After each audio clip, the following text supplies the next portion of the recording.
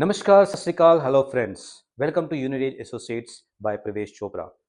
If you want to establish as a good manufacturer and exporter to international brand, please listen carefully these points.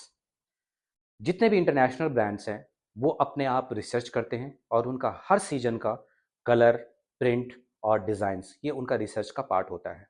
और जब वो आपको order place करते हैं तो सबसे पहला जो स्टार्टिंग बेस होता है that is the base fabric, और उसको हम एक्सपोर्ट लाइन में ग्रे फैब्रिक्स बोलते हैं।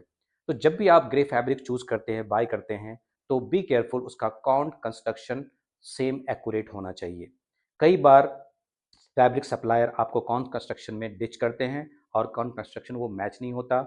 आपको कई बार फैब्रिक देखने में सेम लगेगा नहीं, बट कौन कंस्ट्रक्शन उसका डिफरेंट होता है, जो आफ्टर डाइंग एंड प्रिंटिंग आपका फैब्रिक रिजेक्ट हो सकता है। तो be careful on that and your teach your staff specially. उसके बाद जब हम डाइंग प्रिंटिंग में जाते हैं तो डाइंग प्रिंटिंग का स्टेप जो है वो बहुत इंपॉर्टेंट है।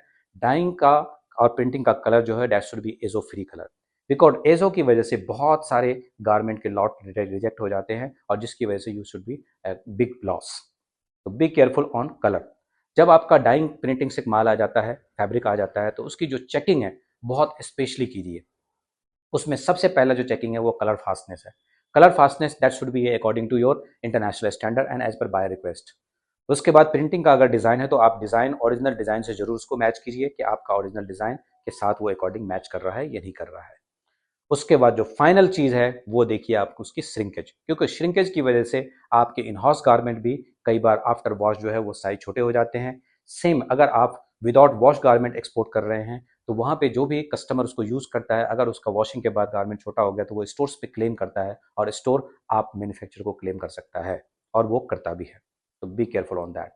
आफ्टर फैब्रिक जब आप कटिंग कराते हैं तो कटिंग मशीन्स के ऊपर एंड जब कटिंग टेबल के ऊपर जो मास्टर्स है उसको आप ट्रेन कीजिए कि they should be cut final cut, not a rough cut.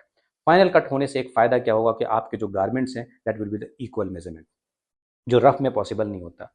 जब वो स्टिचिंग में जाता है तो कोशिश कीजिए कि सारे स्टिचिंग मशीन के जो पिचेज हैं वो बराबर हो, उससे आपकी जो स्टिचिंग क्वालिटी है that will be fine and that will be looks good. Third चीज़, जब आपका गारमेंट बन जाता है, जब वो फाइनल स्टेज पे जाता है तो फिनिशिंग के अंदर जो आपका टीम है उसका माइंड सेट होना चाहिए कि they will handle very carefully and very nicely and they have to clean up all the garment very carefully. जब आप उसकी प्रेसिंग करें, जब आप उसकी पैकिंग करें, तो बिल्कुल फ्रेश लगना चाहिए garment when the open the customer. तो these are the tips of this garment industry, जो मेरा एक्सपीरियंस है मैं आपको शेयर कर रहा हूँ। एंड नेक्स्ट वीडियो में भी आपको मैं एक्सपीरियंस शेयर करूंगा। सेम आपको मैं कहूँगा, you please like, subscribe and share. If you want to any questions you can send me by message, you can send me by mail, you can send me by WhatsApp, and you can call us, you can fix an appointment also. Thank you so much.